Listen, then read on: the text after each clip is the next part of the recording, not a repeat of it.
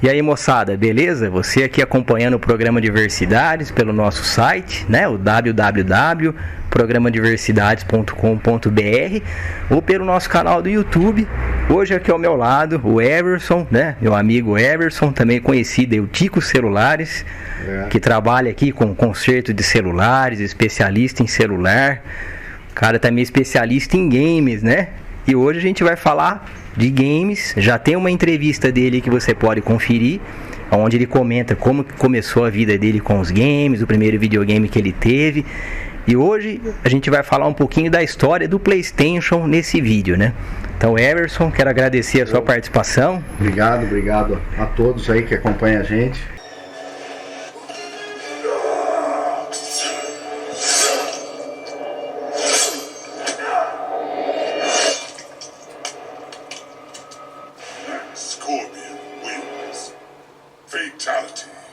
Você é fera no assunto, né? Eu conheço, mas o básico, né? Sim.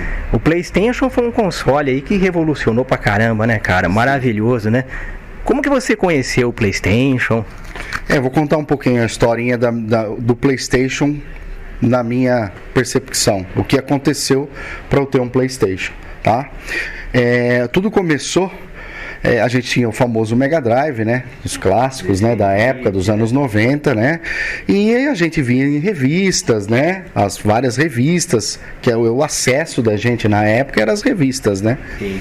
E a gente via o PlayStation 1 e sonhava, né, cara? Falava do lançamento no Japão, e a gente acompanhava ali e até tentar conseguir pôr a mão nesse console aí, tá?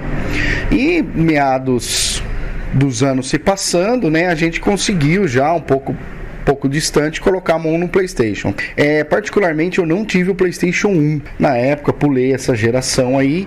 Eu tive o famoso PlayStation 2, que é exatamente esse daqui. Esse aqui é meu PlayStation da época, tá, pessoal? Tá? Eu não tenho mais a caixa dele, tá? Mas eu tenho ele, eu tenho o modem, que a gente vai falar um pouco da era da internet, tá? Seus 2001, 2002 aí, que a gente queria acessar uma internet, né?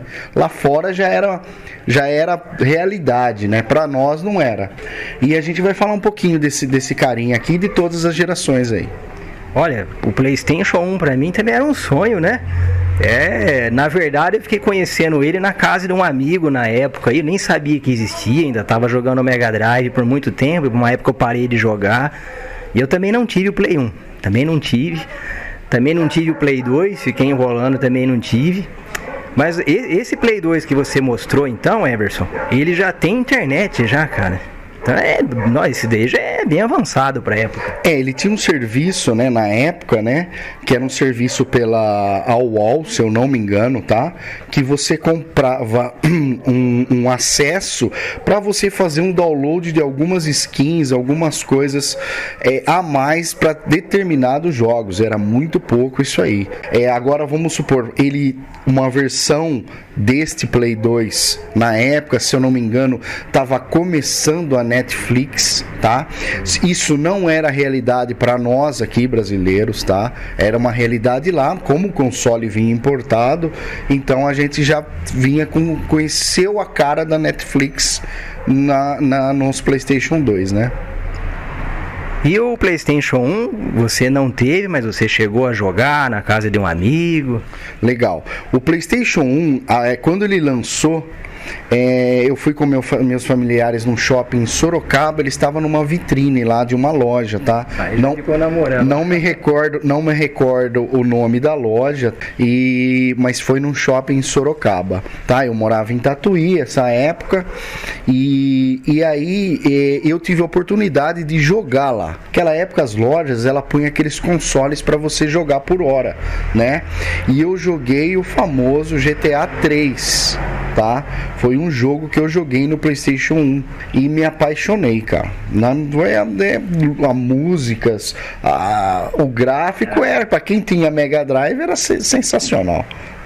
Só de ver o CD ali, porque assim, do Mega Drive, o PlayStation 1, a Sony realmente arrebentou, né? Foi um pulo muito grande, né? Então, ela foi. A PlayStation foi o seguinte: pelo que a gente sabe as histórias aí, o que acontece? ela tinha feito uma parceria com a Nintendo, tá? De lançar um console com CD.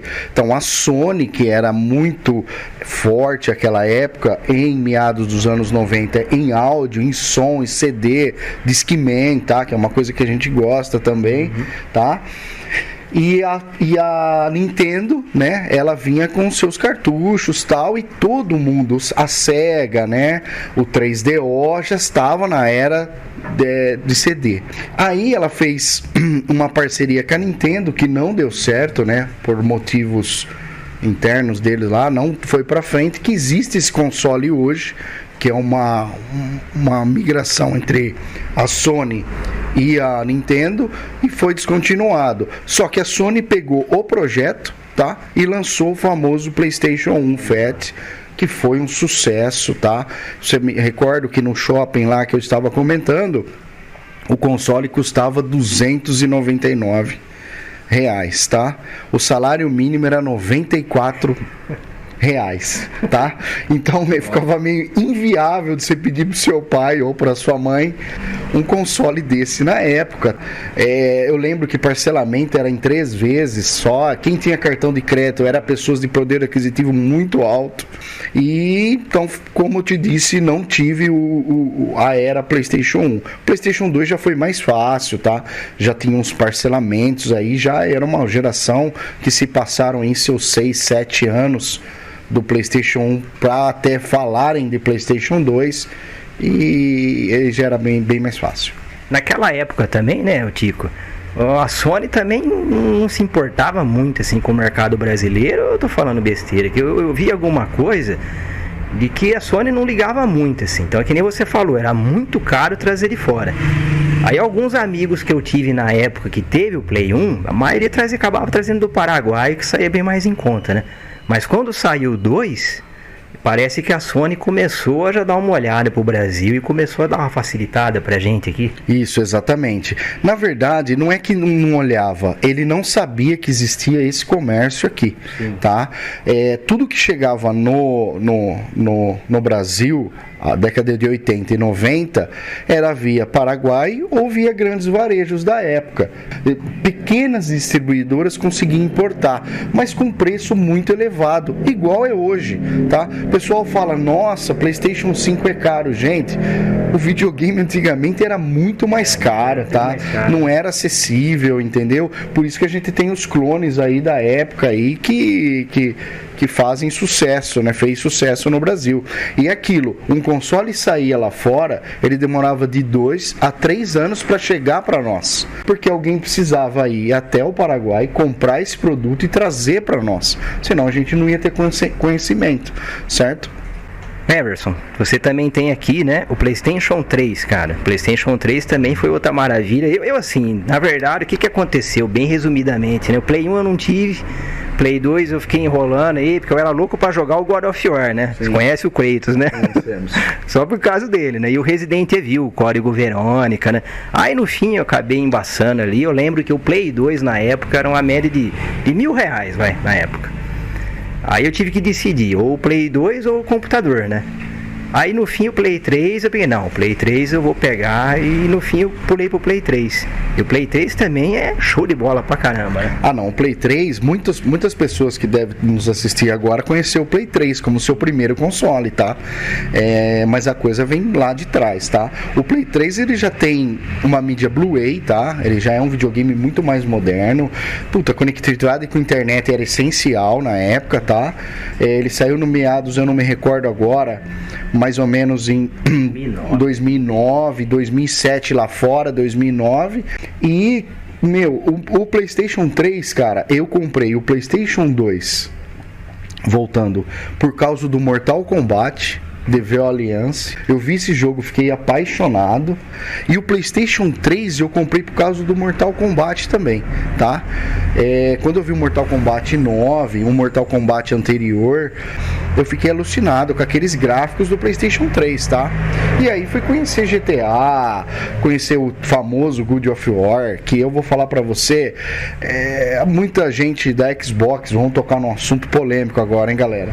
Fala que, mas você é sonista, cara, eu gosto de todos os consoles, mas a Sony, você pode ver The Last of Us, God of War, Uncharted, cara, eles são jogos que te prendem, por quê? Porque ele imita o filme. Então você joga e assiste ao mesmo tempo. Exatamente. Tá? Então ele te prende mais. Mas a Xbox tem também, tá? Tem franquias extraordinárias, tá? Não tô falando que não tem. Mas se você me perguntar qual que me balança mais, é a PlayStation, sem sombra de dúvida.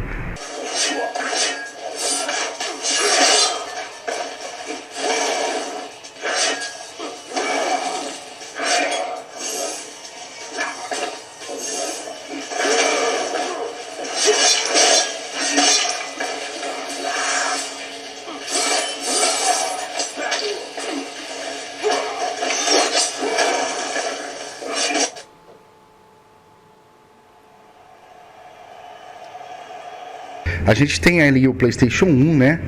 É um console, como a gente já disse, extraordinário, tá? Tem algumas mídias também. Essas mídias não são mídias originais.